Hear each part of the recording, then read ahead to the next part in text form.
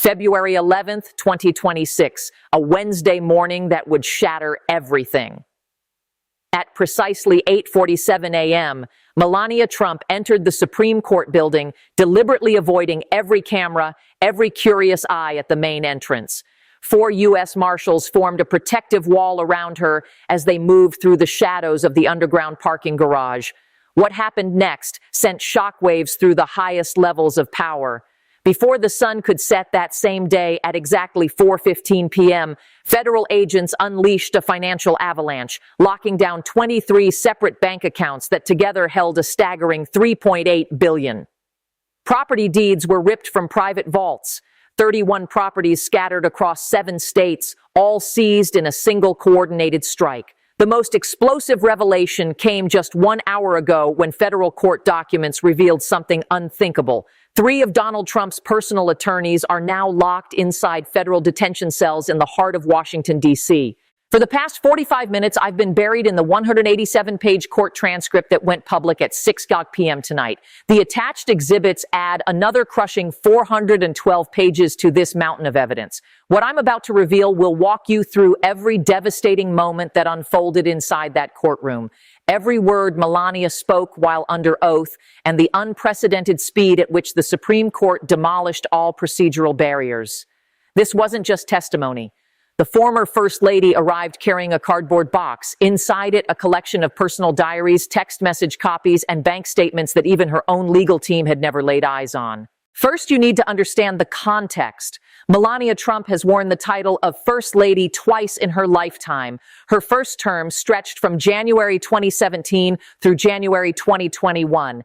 Then history repeated itself in January 2025 when her husband claimed his second presidential victory. During the years between those 2 terms, she vanished from public view with an almost supernatural completeness. 3 interviews, that's all she granted during that entire period. While other former First Ladies wrote bestsellers and commanded speaking fees, Melania chose silence. Historians have called her the most intensely private First Lady modern America has ever witnessed. Now, let me show you the path that led to yesterday's explosion. Roughly 3 weeks ago, the Department of Justice stormed into the Supreme Court with an emergency motion that set everything in motion. Their investigation centered on fraudulent asset transfers, a bloodless term for what amounts to hiding massive amounts of money from legal authorities.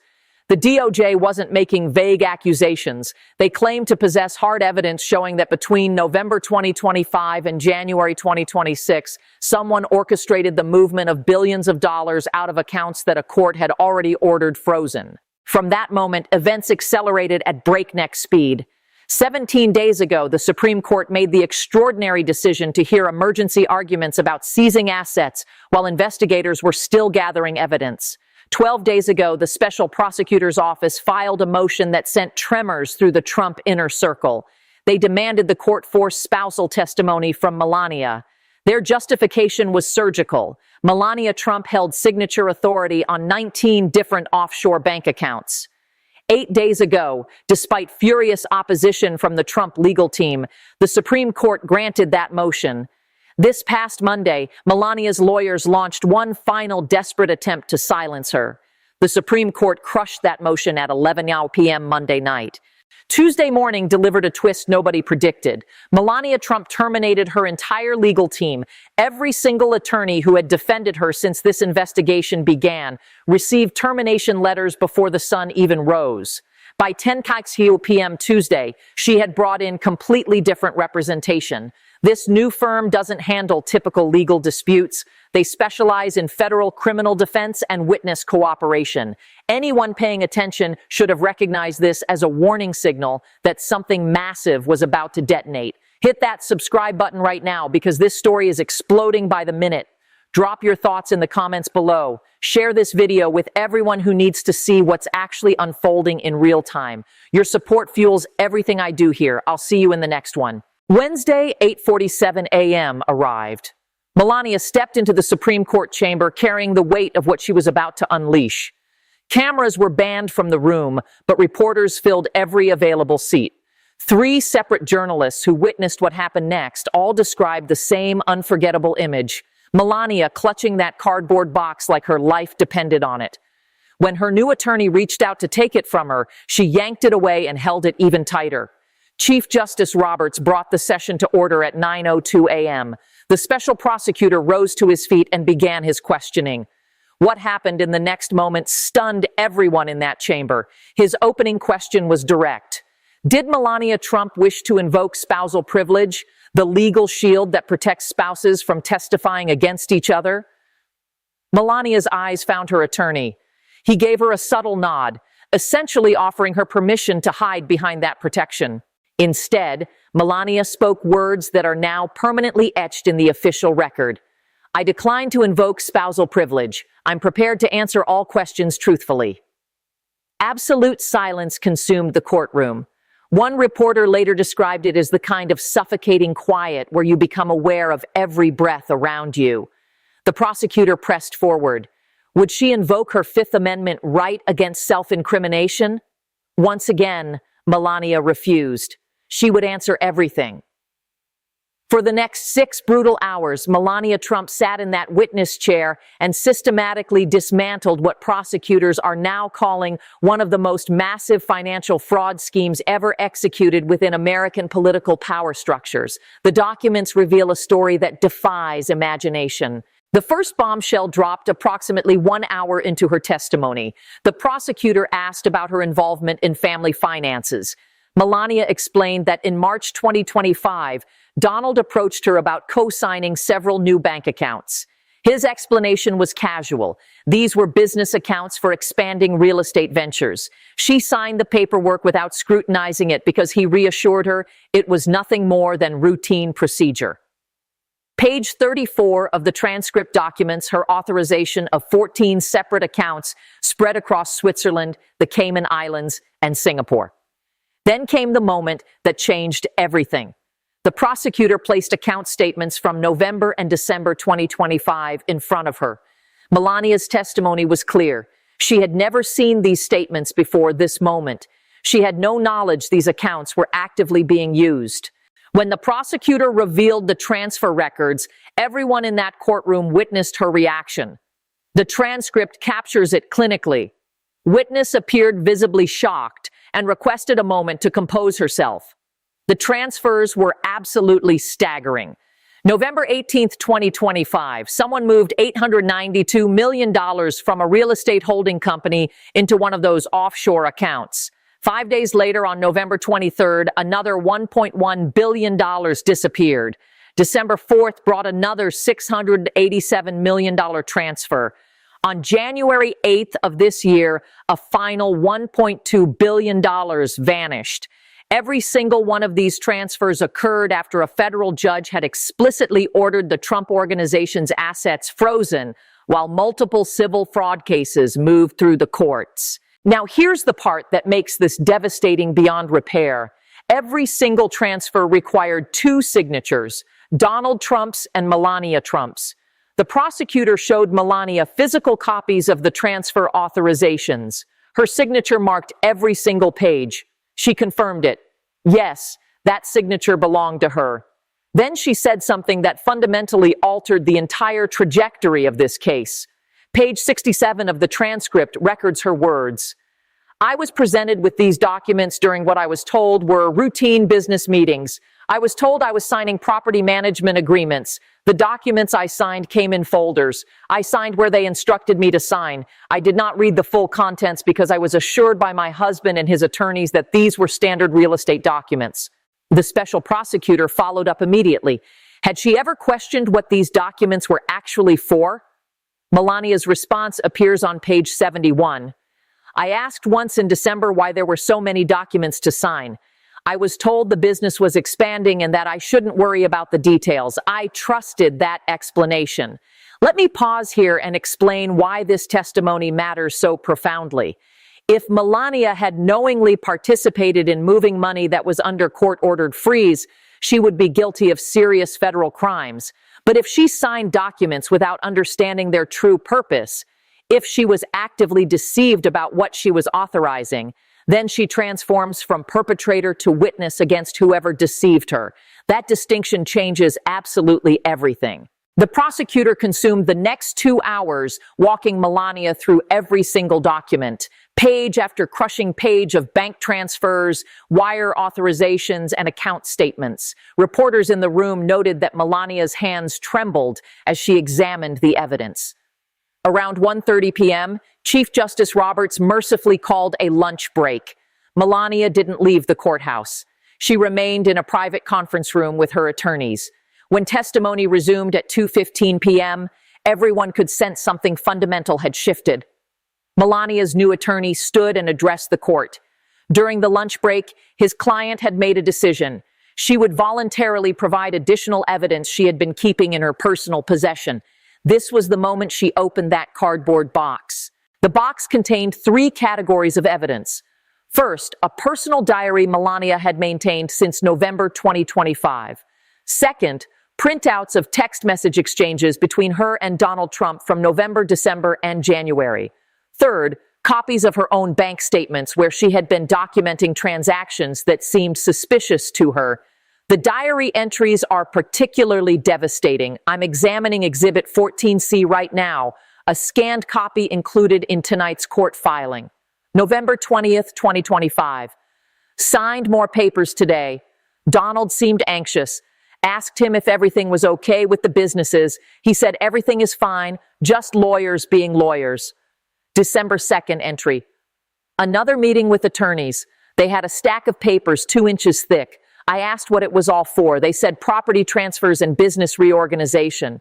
Donald was on the phone the whole time, didn't look at me once. January 6th, 2026.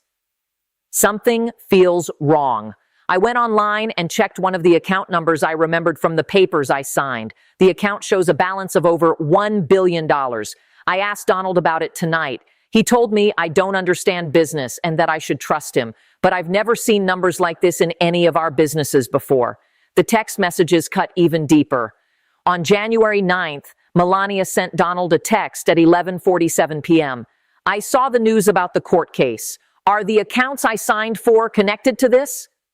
Donald's response arrived 3 minutes later. Don't worry about it. Lawyers are handling everything. You didn't do anything wrong. Melania texted back, but I signed documents. Are those documents part of what the judge is investigating? Donald's reply, you signed what I asked you to sign. That's all you need to know. Stop asking questions. That exchange happened on January 9th. The Supreme Court issued their order compelling her testimony on February 3rd. According to her testimony on page 156, Melania made her decision to cooperate with authorities on January 12th after consulting with her own independent attorney. Here's what that attorney told her. If she had unknowingly participated in financial crimes, her best option was complete cooperation and total transparency. If she attempted to hide information or shield herself through legal technicalities, she could face criminal charges. But if she came forward voluntarily with everything she knew, prosecutors would likely view her as a witness rather than a co-conspirator. Melania made her choice. She kept that cardboard box hidden in her private residence. She deliberately withheld its existence from the Trump family attorneys. When the Supreme Court ordered her to testify, she hired new lawyers who specialized in exactly this type of situation. And when she walked into that courtroom Wednesday morning, she came prepared to reveal the whole truth. The final hour of her testimony centered on one critical question. Did she believe Donald Trump had intentionally deceived her about what she was signing? Her answer is recorded on page 178. Yes, I believe I was used to authorize transactions that I would never have approved if I had known their true nature. I believe the documents were deliberately obscured from me. I believe I was told lies about what I was participating in. At 4:03 p.m., Melania Trump's testimony concluded. Chief Justice Roberts immediately called a conference with all 9 justices. They met in chambers for exactly 37 minutes. At 4:40 p.m., they issued an emergency order. The order authorized immediate seizure of all assets connected to the flagged bank accounts. It authorized detention of any individuals who had facilitated the transfers. It authorized freezing of any properties traceable back to the moved funds.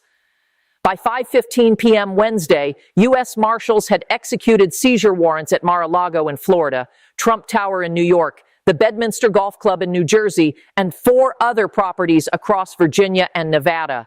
By 6 p.m., 3 attorneys who had worked directly with Donald Trump on the account transfers were in federal custody. Their names are being withheld pending arraignment, which is scheduled for Friday morning at 9 a.m. The total value of seized assets currently stands at $3.8 billion. That number could climb higher as investigators trace the money through various shell companies and offshore accounts. The Supreme Court's order notes these seizures are temporary pending a full hearing on asset forfeiture scheduled for February 24th. Now let's discuss what happens next. The Trump legal team released a statement at 7:30 p.m. tonight, calling Melania's testimony coerced and unreliable. They're claiming she was pressured by prosecutors and that her testimony was given under duress. But here's the fatal flaw in that argument. Melania voluntarily surrendered her spousal privilege. She voluntarily declined her Fifth Amendment rights. And most damning of all, she voluntarily submitted that cardboard box full of evidence that nobody had even asked her to provide. That's not coercion. That's someone who made a calculated choice to cooperate. Multiple legal analysts have already pointed out that Melania's testimony, combined with her documentary evidence, is absolutely devastating for any defense strategy. She provided contemporaneous records, evidence created at the time events were happening. She provided her own handwritten notes, proving she had developed suspicions about what was occurring. She provided text messages showing she asked questions and was told to stop asking. All of this creates a timeline that's virtually impossible to challenge. Major questions still hang in the air without answers. First, will Melania receive immunity from prosecution? The court documents make no mention of any immunity agreement, but it would be highly unusual for someone to cooperate this fully without some form of protection. Second, what specific charges will Donald Trump face?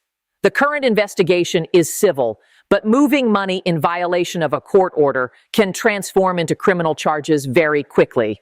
Third, will other family members face subpoenas? The documents show that some accounts had multiple signatories, including Donald Trump Jr. and Eric Trump. What we know with absolute certainty is that the Supreme Court has scheduled a full hearing for February 24th at 10 a.m. That's when they'll determine whether the asset seizures become permanent. The 3 detained attorneys have their arraignment this Friday at 9 a.m. in federal court. We'll learn more about the specific charges then. And on Monday, February 16th, the House Oversight Committee has called an emergency session to examine the executive branch's financial disclosure requirements. They want answers about how billions of dollars could move without triggering any oversight mechanisms. Subscribe to this channel immediately because I'm going to cover every single development as it breaks. I'll have complete breakdowns of Friday's arraignment hearing and the February 24th Supreme Court session. When new documents drop, you'll get the analysis within hours, not days. This is the biggest political and legal story of the year, and it's still actively unfolding. Here's where we stand right now.